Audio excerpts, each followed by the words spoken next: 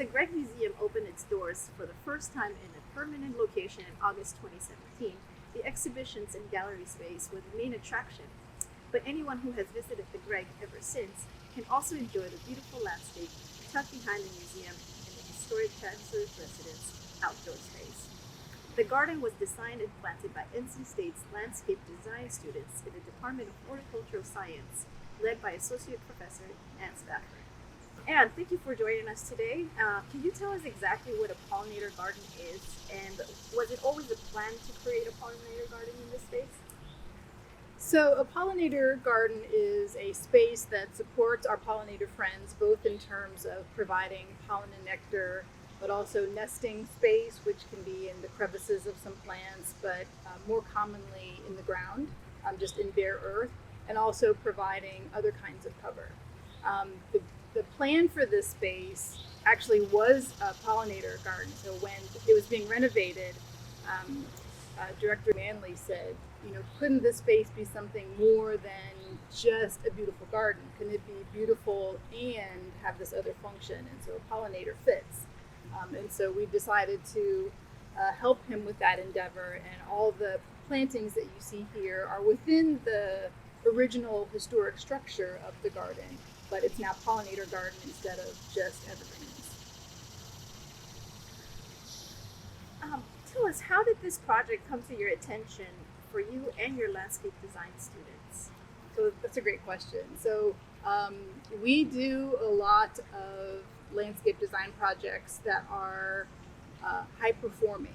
So I like to consider that any garden beauty is the lowest common denominator. So it should have some other function. So in a lot of the courses that we teach, sustainable design is a driver, but also how can we make the garden spaces that we're creating even higher functioning, so beautiful, but maybe they also mitigate stormwater or provide habitat for pollinators. So we always do these kinds of projects. My students learn best from real world hands-on projects, experiential learning. So they learn better when they have a real site to tackle, when they have to deal with stakeholders and other clients, and then do the research on what plants are appropriate for a space. And then when we have the chance to implement it, they get lessons in how to procure the plants, costing, implementation of like what goes in first, what goes in second, and then they can step back and see the finished product and evaluate how the process went. So it's really a phenomenal experience when they get to see a whole design project from inception to end. What was your approach towards designing a beautiful outdoor space for the Gregg Museum? So in my studios, each student would come up with their own design, right? So we came out here, it was still under construction. We analyzed the site in terms of like sun and shade and what the soils could be, because when we have a brand new site like this, it's going to be new soils. And this was a tricky site because it's recessed, so drainage is a big deal, so picking the right plants for that. Each student then comes up with their own design. We involved stakeholders in terms of sharing what they were envisioning for the garden. Then students present their designs to the stakeholders, and we get their feedback. And then the hard part is getting all the good ideas that the stakeholders liked down into one plan. That is the plan that's going to be moved forward. And in this project, that one plan then has to go through several other layers of approval through the campus, and then it's ready for implementation. How important was it to preserve some of the architectural or vegetative elements that were already in display? So it's always important. You want to preserve significant plants that are impacting a space and do whatever you can to preserve them. There's lots of great, vistas outside of the garden and views of larger trees that we wanted to incorporate. Inside the garden, it was completely new. So in terms of vegetation, right? But then structurally, like the water fountain is retained back there and the bed lines have been retained. So even though the pollinator habitat on the side is fairly narrow, that's where the existing bed lines were when it was the Chancellor's residence. And that was important to the museum that those lines be retained. what were some of the challenges that you and your students faced when designing and building the space?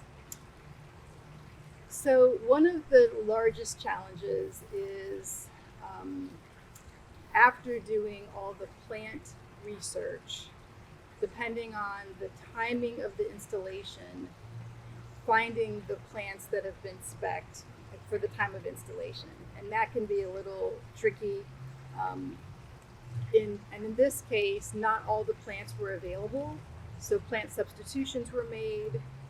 Some were great substitutions, some altered the design somewhat, and then some plants weren't available until halfway through the summer, which is not the best time to plant. So then it's an even bigger struggle for those plants to get established and really healthy. So that's usually the biggest challenge in terms of implementation. From the student perspective, the hardest thing for them was when they had to put their design ideas down into one final plan. Oh, there's a butterfly, sorry. Get distracted. When the students have to put their designs down into one design, they have to let a lot of their own ideas go. And that was really hard for them, but it was such a valuable lesson because that's what happens in a design office. It's not your design, it's the design. And so that was tough, but it was a really good lesson for them. The pollinator garden is ADA accessible. There are ramps that lead to the lower level and to the fountain. How important was accessibility to this project? Accessibility is always important on any project. That's just a given. You want to make sure that everybody can access a new garden space. So that's part and parcel of what any project is. Can you give us a glimpse about some of the structural concepts around the space, such as the rain garden, the hardscape elements, and repurposed materials? So I can speak to some of that. We do want to mitigate stormwater issues and try to handle that on site as much as possible. So there is a really beautiful rain garden up to the west side of the museum, and so that takes a lot of water that's coming off the parking lot. And a rain garden is just a recessed area that is situated to collect a lot of that storm water. So the water then goes to this filter bed, which helps to remove the pollutants. A lot of the water is taken up by the plants, and there's less water that then gets piped out of the garden and into the underground stormwater system. And then what does get piped out goes to a detention basin back behind the museum. They did want to use as much repurposed or recycled materials as possible, so I know they reused brick elsewhere on the grounds. And then, like I said before, the structure of this, the sunken pollinator garden, was to retain as much of that original material as possible. Can you talk about some of the plants and trees chosen for the landscape, and specifically year-round interest in the garden? Sure. So year-round interest is really critical, and it's always fascinating to me that pollinators and humans really want the same thing in the design, just for very different reasons. So we like to have the garden as gorgeous as much of the year as possible. Pollinators need to have things blooming for as much of the year as possible. Like the entire time that they're flying, they need pollen and nectar. So that means we need to design a garden to have things blooming from as early in spring as possible to as late into the fall as possible, because they're flying that entire time. We also need to provide a diversity of plant material, because we have, of course we have honeybees, but we also have over 500 species of native bees just in North Carolina alone, all different like shapes and sizes, and they require different flower sizes typically. But then we also want to provide diversity, because when you have some bee species that go to different flower species, the nutrition is improved. If it was just all one kind of flower, yes, it's providing food, but it's like as if you and I went out and we only ate cheeseburgers, or even if we only ate salad, it's not a very balanced diet. So providing a diversity of plants is better nutrition for the pollinators. And then let's see, we covered seasonality, covered nutrition, and then also just providing a bunch of different flower forms, right? So we want flat-topped flowers for the butterflies to come and land on. We need long-tubed flowers for hummingbirds and other types of pollinators. So there's a diversity of plants in here for those reasons as well. Yeah. And we also have, for instance, the red twig dogwood that has sort of more of the winter interest as far as... Exactly. So yeah, thanks for bringing it back around to that. So not every plant in the garden is for pollinators. It's to help extend the season. So there's some evergreens that, they actually could conceivably provide cover for some other animals and wildlife, but they provide winter interest. The red twig dogwoods, as you mentioned, they look okay during the growing season, but when the leaves fall off, the stems turn this brilliant red color and they're very vertical. That provides fabulous winter interest. So there are some extra things worked in as well. Oh, and the whale tongue agave in the first terraced bed. It could be a pollinator plant, so when it eventually flowers, those flowers would be pollinated by moths, which is really cool. But for the most part, they're just really cool foliage, right? But that's sort of an architectural art element that we wanted to include, since the setting is an art museum. What are some of your favorite plants in this space? All of them. Yeah. You could never ask a plant person what's your favorite plant. The list is always too long. I love the hibiscus that's over there, the big red flowered plant. It blooms for such a long time. It's a showstopper. I also like the whale tongue agave. In fact, I think that's really beautiful. But one of my favorite plants is behind you,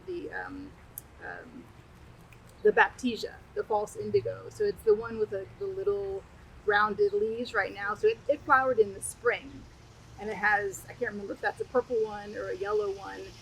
But then I think the foliage is beautiful because it's such a light color. It is a nice foil for some of the more hot colored flowers in the garden in the summer. But then I think the seed pods that are coming out now are super cool. So again, it's seasonality in another kind of way. So you've got flowers and you have beautiful, unique foliage, and then you have seed pods. So I love plants that provide that.